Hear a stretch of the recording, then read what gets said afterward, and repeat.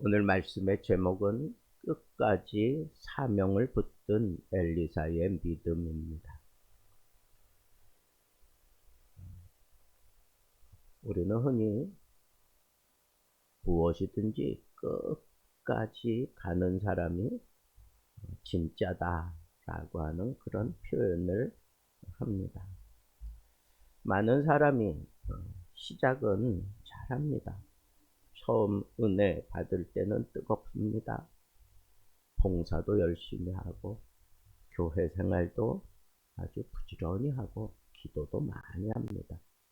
그런데 대다수의 사람들이 시간이 지나가면 식어버립니다.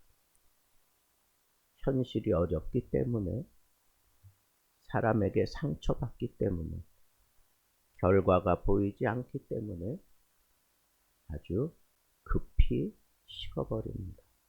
그러나 성경은 분명히 우리에게 말합니다. 끝까지 견디는 자가 구원을 얻으리라. 이 한 문장 속에 모든 것이 다 들어있는 것 같습니다. 믿음은 순간의 열정이 아니라 끝까지 붙드는 거라는 겁니다. 오늘 엘리사는 인생의 후반부에 있는 겁니다. 젊은 시절 그는 불같은 능력의 선지자로 사람들에게 각인이 되기 시작했습니다. 그가 행한 많은 일들이 주로 젊은 시절에 행했던 그런 역사였습니다. 근데 지금 엘리사는 인생 후반부에 이르러 있는데, 이 늙었는데도 불구하고 엘리사가 사명이 쉽지 않았다고 하는 이 사실이 우리에게 던지는 충격은 꽤 큽니다. 오늘은 엘리사의 마지막 사역 가운데 하나라고 할 수 있는 이 말씀이 기록되어 있는 본문을 우리가 보면서 엘리사가 끝까지 이렇게 마지막 순간까지 하나님의 일을 믿음으로 감당하고 있구나, 사명 때문에 그런 거구나 라고 하는 그런 깨달음을 우리가 가져야 합니다. 엘리사는 위험 속에서도 사명을 피하지 않습니다. 엘리사가 다메섹에 이르니라. 여기 다메섹이 어디입니까? 그건 적의 나라입니다. 적국 아람의 수도입니다. 그러니까 엘리사가 지금 다메섹에 간다고 하는 것 자체가 상당한 위험이 거기 있는 거고, 상대적으로 엘리사의 믿음은 굳건하여 흔들리지 않는구나 라고 하는 사실을 우리가 여기서 알 수 있습니다. 엘리사는 이미 아람 군대의 작전을 아주 번번이 실패하게 만든 장본인입니다. 그것을 이스라엘 사람들도 알고 적국인 아람 사람들도 다 압니다. 인간적으로 보면 엘리사가 그것도 나이 많아져서 아람의 수도인 니느웨로 가는 게 맞지 않습니다. 그가 무슨 일 때문에 가든지 그렇습니다. 나이도 있는데 위험한 곳은 피하는 것이 인지상정인 것 같은데 엘리사는 절대로 피하지 않습니다. 왜 그렇습니까? 그게 사명이라고 생각하기 때문입니다. 믿음은 안전한 길을 선택하는 것이 아닙니다. 하나님이 원하시는 길을 선택하는 겁니다. 그렇지 않습니까? 아브라함은 믿음 때문에 갈 바를 알지 못하고 떠났습니다. 모세는 믿음 때문에 강력한 왕 바로 앞에 서게 됩니다. 다니엘은 믿음을 가지고 사자 굴 속에 던져지게 됩니다. 바울은 결박을 알면서도 자기가 결박된 채로 그렇게 그 사명의 길을 가겠다. 그러면서 사람들이 다 만류하는데도 예루살렘으로 거침없이 가는 것을 보게 됩니다. 이와 같이 믿음의 영웅들을 보면 위험한 상태가 앞에 있을지라도 개의치 않고 갑니다. 왜 그럴까요? 사명 때문입니다. 혹시 하나님이 가라고 하시는 자리에서 뒤로 물러서고 있는 분들이 있습니까?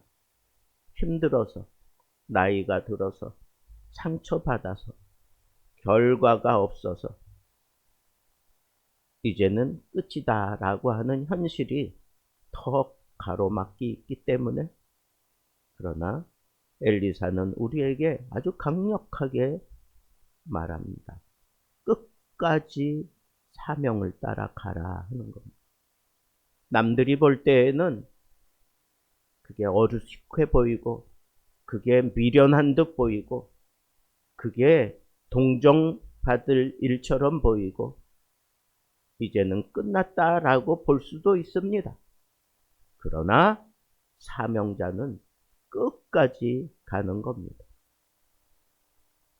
끝까지 가고 난 다음에 하나님의 평가를 듣는 게 사명자의 기본 자세입니다.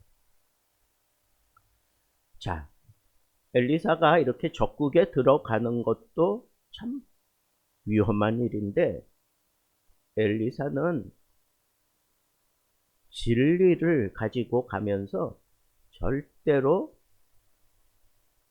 불순한 것과는 타협을 하지 않는 아주 강직한 모습을 보여줍니다. 아람 왕 베나닷이 묻습니다. 내 병이 낫겠습니까? 자기의 부하를 보내서 묻습니다. 그때 엘리사의 대답은 조금 어렵습니다. 내가 반드시 나을 것이다. 그러나 반드시 또 죽을 것이다. 왜 이런 말을 하는 겁니까? 병 자체는 치유될 수 있지만 너는 죽음을 피해갈 수는 없다 라고 하는 그런 암시를 거기다가 집어넣은 것입니다. 아람 왕의 가장 측근이라고 할 수 있는 이 하사엘이 반역할 것을 엘리사는 거침없이 얘기를 하고 있습니다.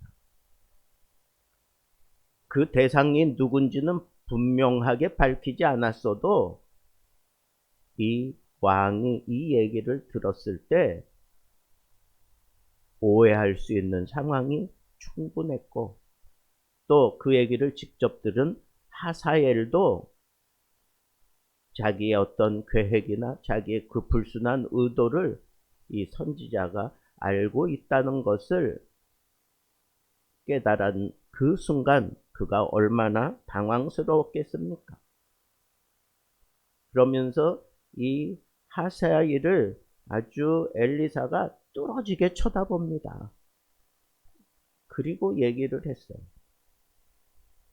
너 때문에 이스라엘에 이런 심각한 위기가 올 것을 엘리사가 다 안다는 듯이 얘기하고 있습니다. 여러분, 이런 상황이 물론 그가 하나님의 사람이라는 것을 하사엘도 알고 베나닷도 알고 또 아람 사람도 알고 이스라엘 사람들도 알고 엘리사를 이렇게 존중해 주고는 있지만 이 심각한 문제를 거침없이 막 쏟아내는 그런 상황 속에 너 때문에 이스라엘이 이런 고통을 당할 것이다 라고 하는 그런 얘기를 하면서 하사엘이 참 민망해서 얼굴을 돌릴 정도로 쏘아보았다 그랬어요. 그러면 하사엘이 자기의 그 불순한 의도를 숨기기 위해서라도 엘리사를 아주 심각하게 역모로 다루며 그를 죽일 수도 있지 않습니까? 자, 그런 상황인 거 엘리사가 모를까요? 다 알면서도 거침없이 행동을 합니다. 그건 하나님이 자기에게 가르쳐 주신 것이고 하나님이 자기에게 분명히 선언해 주신 것이기 때문에 반드시 일어날 것을 아는 거예요. 그러지만 그 당사자가 바로 앞에 있는데 그 사람에게 쏘아보다가 이런 일들을 얘기한다고 하는 것 자체는 정말 미련한 짓이라고 볼 수밖에 없습니다. 그런데 엘리사는 아랑곳하지 않고 아주 있는 그대로를 다 얘기합니다. 사람들은 진리를 선포할 때 희석시켜서 얘기하기를 좋아합니다. 당사자가 앞에 있으면 빙빙 돌려서 얘기하는 걸 좋아합니다. 그게 신사적이라고 생각합니다. 그게 교양이 있는 거라고 생각합니다.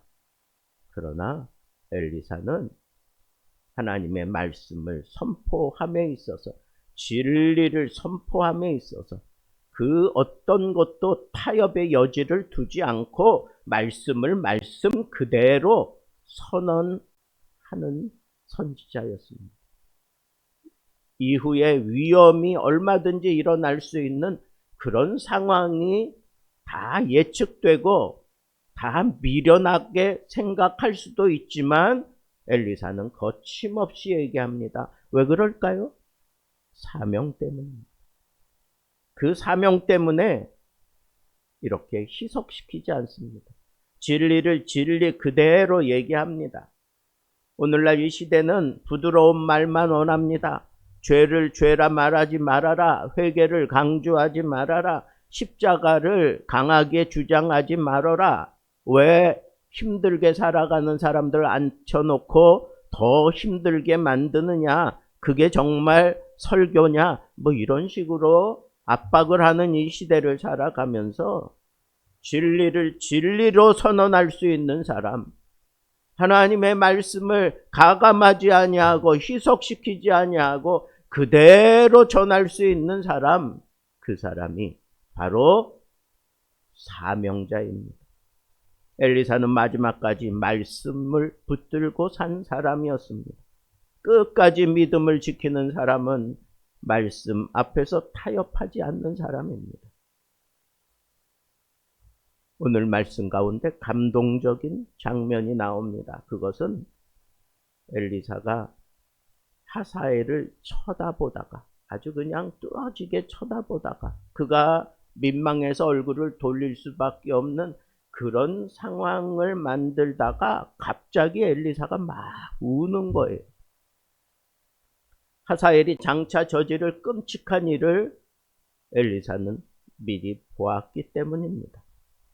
이스라엘의 성읍이 불타고 청년들이 죽고 어린아이가 죽고 임산부들이 찢겨져 나가고 엘리사는 그 미래를 보면서 울었어요. 이 장면이 저는 중요하다고 생각합니다. 왜냐하면 선지자는 쉽게 분노할 수 있기 때문입니다. 죄를 보면 분노해요. 죄인이니까 벌 받아라.